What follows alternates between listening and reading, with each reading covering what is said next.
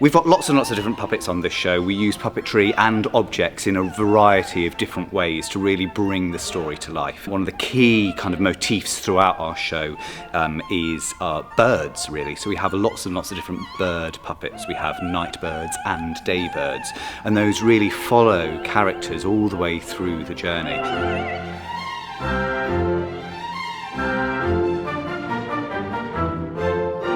You want the audience to fill in the gaps of the imagination of what the bird is. They're wonderful puppets, and they're mainly designed with a nice pulley system. So we've got lots of triggers and handles that can create the essence of a bird's movements.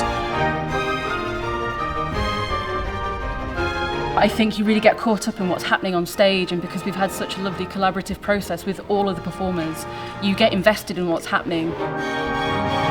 It's really, really exciting doing something like this, a brand new version, a brand new translation, a brand new design, and it really, really does feel special. It of course has all that brilliant music, the original essence of the Magic Flute, but then we have just, zhuzhed it and made it really, really exciting.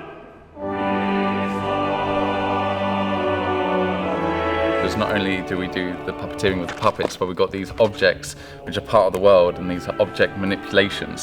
So we've got these magic orbs which come to life with Tamino's Magic Flute, and we've got these lovely light tubes that are all part of the world. And ourselves as puppeteers and actors, we are creating the world around them. Been making things on the fly, getting things ready, just to try things out, and that's a really wonderful way to approach opera. It feels very fresh, very new, and then actually what happens on stage is just beautifully exciting.